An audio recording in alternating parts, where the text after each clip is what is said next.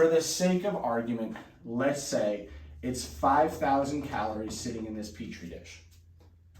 So far, so good. You consume these calories and it goes into a body.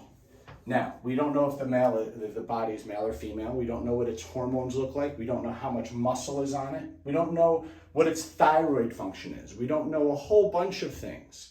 We don't know how much it moves. We don't know any of that. But we do know that these 5,000 calories went into a body to be digested. And this is a big part of the story here. It's not so much what you eat, it's what you absorb. That's nutritionally speaking. For example, these calories are going to have things like vitamin A, vitamin D, vitamin E, vitamin K. And what do they all have in common? These are fat-soluble vitamins.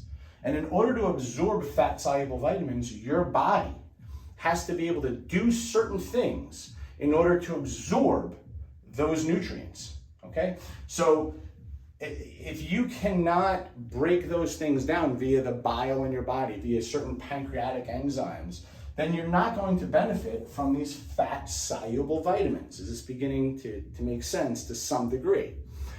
You also have water-soluble vitamins, and then you have omega-3, omega-6, you have these omega fats. Same thing, they obey the same laws when it comes to absorption of fats. The average person has bad gallbladder issues, which means that they do not produce bile well, means that they can't emulsify fats in their body very well. And a lot of people have just bad stomach issues. They have GERD and all these things. Why does that matter? Well, because you are what you absorb, not what you eat. So if your digestion is hampered, then you are literally not absorbing the calories that matter most, the nutrients that matter most. Why does that matter? Because satiation, in order for your body to feel satisfied, a big part of it has to do with nutrition, meaning, are you nutritionally satisfied? Your body's very interested in living and surviving and getting what it needs. So if you can't break down these essential vitamins and minerals, right, these essential fats, let's just stick with the fats, then what will happen? Your brain is going to send a signal saying, hey, we're not getting enough of this, we need more. And if your diet starts to look a lot like, Starbucks and refined foods and, just garbage, then guess what? Your body's going to keep sending that signal. That's only part of the story here. Okay, so the 5,000 calories here really is 5,000. Did the body absorb those nutrients? Well, this is just part of the story about why you may feel more hungry. This is just part of the story. What's another part of the story?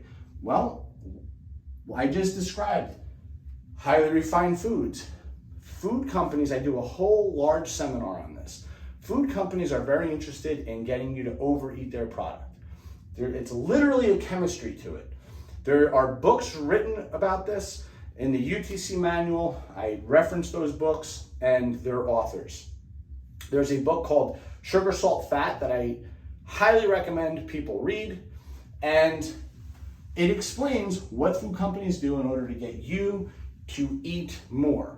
It's not one food company or two food companies. This is a trade secret for people to eat more of their food beyond the point of satiation. So they're using literally the things that we know about biochemistry in order to trigger the brain to say, we need more of that now. Once again, still 5,000 calories in the Petri dish. It went into your body.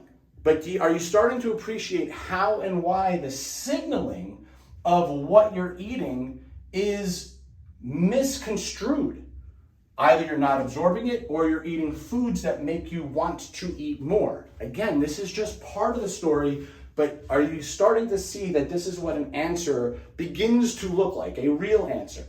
These are the answers that you've been looking for that nobody's told you until now.